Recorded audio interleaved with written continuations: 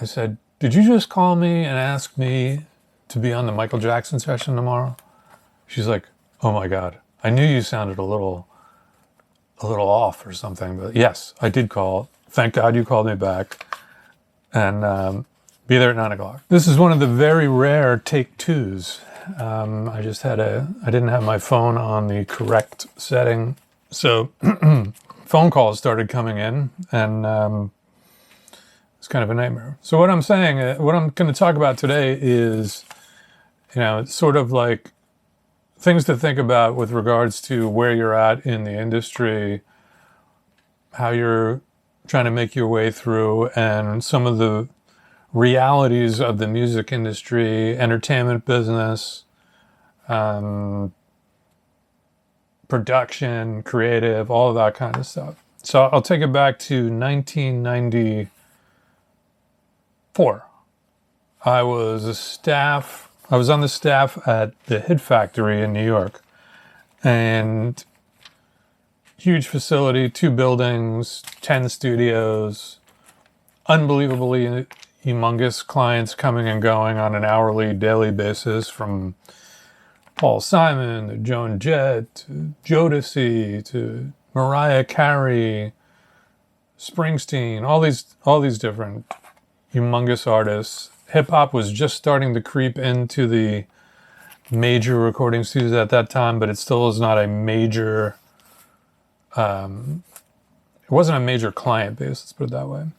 So the big deal that happened in '94 was, at least at the Hit Factory and in New York, the recording studio industry in general, was that Michael Jackson decided to come to New York to record new material and work on a project which was eventually to be called the History. A double album, one side all original music, one side all greatest hits. So you can only imagine that those were the biggest songs, probably still almost some of the biggest songs ever. Billie Jean, all those. So anyway, the session is coming to town. And why was it coming to town? It was because there was an earthquake in LA at the end of '93. And it freaked out Michael. And it freaked out a lot of people in LA. And he decided he wanted to get out of LA because of his bad experience. This happened with Luther Vandross too. This is who I also wound up working with. These things, act of God. An earthquake caused a boom in the recording studio industry and the entertainment industry in New York because so many people were jarred by this earthquake, which was apparently I heard some of the stories from some of the people, including Luther personally, where he told me like the tree that was in the middle of his house fell over while he was like sitting in bed, and a TV flew out of the wall, and he was like, I was on a plane that night getting out of California. So anyway, the Michael Jackson session's coming to town, and I am a proverbial nobody. Like, nobody knows me. The studio knows me. Some people know me here and there, but nobody knows me. And I was not first choice to be on the Michael Jackson session. There were a couple of guys in front of me that were golden childs, and they wound up on the session, and there were 2 specifically from the studio that were pulled in. And then you didn't hear much about this session because it was very private. No one from the studio was allowed to basically have anything to do with what was going on behind those doors. You weren't even allowed to get any information. And the guys that were in there were so locked down that they didn't give you any information. So you didn't know anything. So it had been there for maybe a month or 2. And I was going about my business. I was doing little, at the time I was starting to do little hip hop sessions that were coming in. I was getting the leftovers of this and that. No one was a huge name by any means yet. They were eventually going to be, but they weren't at that time. So I remember to this day, it was a weekend night. It was a Sunday, and I actually had a day off. I still didn't get many days off. And it was a Sunday, so I went down to my friend's place in New Jersey at the beach for a typical night of, hanging around New Jersey, go to some bar, see a band. I hadn't been in Jersey in a while, maybe 6 months or so. So it was sort of a chance to reconnect with the buds, see some people, see some friends. The night went pretty late. I was hanging out at my friend's place and not going to be driving anywhere because we were sort of like not capable of driving. And the phone rang, my pager rang. Those are the days of the pager. My pager goes off. I remember somewhere around 2, 3 o'clock in the morning, and it was the Hit Factory. Not completely shocking because it was a 24-hour gig. You were on call basically 24 hours. Like, that pager could go off and it could mean you need to get in the studio like in an hour, or you've got something tomorrow, So at 2:30 in the morning on a Sunday, typically I would think that's a little unusual. Or what went wrong? Like, they're trying to find a tape and you're the last guy that was involved in the session and they can't find the damn tape, and it's your ass if you don't know where that tape is. Anyway, it was just the Hit Factory, the number, and your basic gig at that point was call. So you call, I called, reception picks up. They had 24-hour receptionist and a real body there. And the receptionist said, I'm going to put you right through to Danielle, one of the owner's daughter, who was also one of the booking managers and managers of the studio. I'm like, what's going on? This can't be good. Danielle gets on the phone. She says, what are you doing? I said, I'm just hanging out with my friends down in Jersey. She's like, well, tomorrow at 9 a.m., you need to be at 421, which was one of the buildings. You're going to be on the Michael Jackson session. I said, wow, okay. All right. Thanks. We hang up. I do remember this, that I was a little, it was a little foggy right then. I literally called back the studio and said, could you put me through to Danielle again? And they said, yeah. So they put it through. She's like, what do you want? I said, did you just call me and ask me to be on the Michael Jackson session tomorrow? She's like, oh my God, I knew you sounded a little off or something, but yes, I did call. Thank God you called me back. And be there at 9 o'clock. You're going to meet with Brad. Okay? So anyway, I get there somehow that next morning, and I meet with Brad, who was the production coordinator for the entire thing. And it was like it was like a CIA briefing. He went over with me for about an hour, maybe longer, everything that was going on in the session, what my role would prospectively be, some advice on how to handle myself,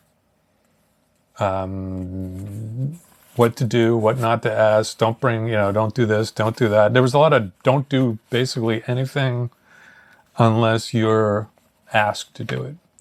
And I was replacing a guy who was before me.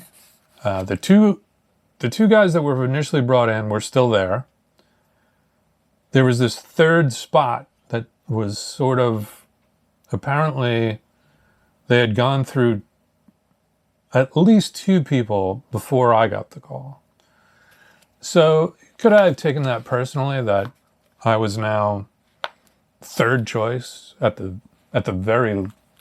best, I was the third choice. I was probably like choice number 5. They were probably like, we've tried this guy, well, let's try Tony Black. Let's see what happens. And cut to the chase. I kept a low profile there and just did little whatever I was asked. Learn the lay of the land. And eventually, not long, like within a couple of weeks, I had taken on the night recording for one of the producers. So like the gig no one wanted was the gig that I took. No one wanted to work with this guy. I'm not going to tell you who it was. He was, let's just say, a little bit eccentric, and he liked to work around the clock. I mean, he was there day and night. And somewhere around 10 or 11 o'clock at night, every night, when everybody else was fading off and checking out and sort of bailing out on this guy, I became the guy that would hang out with him. I remember the first time that I worked with him overnight.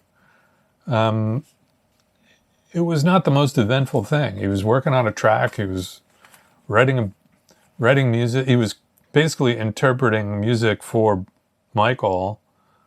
They would get on the phone. They would do this and that. Yeah, he would have notes that he had to like address things, and I would sit there for hours while this guy was tweaking things, and then it'd be like, hey, let's record this and record that, and make me a DAT of it, a recording of it, and we'll go from there, and then we'll send that to Michael. So anyway, the first night that I worked with him, we worked till like 5 or 6 in the morning. I came back at 10 in the morning. This was when things were really wild on the hours tip. And I walked into the lounge area where all of the technical side of the session was, which was, the other engineers, Bruce Houdin, Eddie Delana, all the production people, production coordinators. There was 10, 12 people in the breakfast area. And I walk in and I hear everything stop. And they're like, I said, well, what's up? And they're like, what did you do? And I said, what do you mean, what did I do? They're like, we just spoke with this person's name, and he loved what you did. And I was like, what? I mean, I just recorded him. They're like, well, you're it. You're in. You're that guy. So I knew what my proverbial fate was from then. I didn't know what that was going to mean going down the road. So this all goes back to like not being the first choice. And I don't think you'll ever be the first choice of anyone. And I know that I wasn't on other gigs going down the line. I wasn't, I wasn't the Michael Jackson first choice. And then I wound up recording Michael's vocals, because then I became, in the crew, in the clique. There was a life-changing experience, because it was a career-changing experience. Because then when you come out of something like that after 11 months, now you're at least somebody's first choice, because they hear like, oh, you just came off of the Michael Jackson session and you recorded Michael Jackson, and now they want to work with you. That still didn't mean in the future, going further down, that I was like, say, I've talked about Alicia Keys, and I was with her for 6 years. I was not her first choice in the beginning. They had gone through a bunch of people. I wound up with her because to some degree, she wasn't my first choice. I was working with another producer for a couple of years prior to that, and he had run into a little bit of a thing where he was taking a break, and I was available. The label called me, said, would you work with this girl, Alicia? She wants to do some vocals, and she wants to stack vocals, and we know you know how to do a lot of that because you've done all this R&B stuff from Jodeci to whoever, you know. She's never done that, and she wants to do that for a new track. So that's how I wound up becoming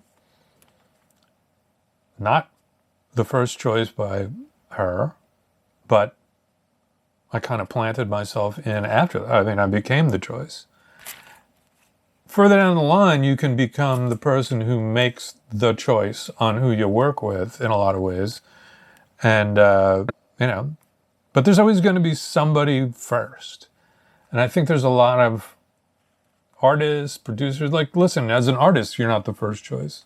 Do you think a record label wants you, or they want somebody that's already a big deal? You have to kind of get your way in a little bit. If you're a producer, why would you be the first choice of anybody unless you've been with them from the very beginning?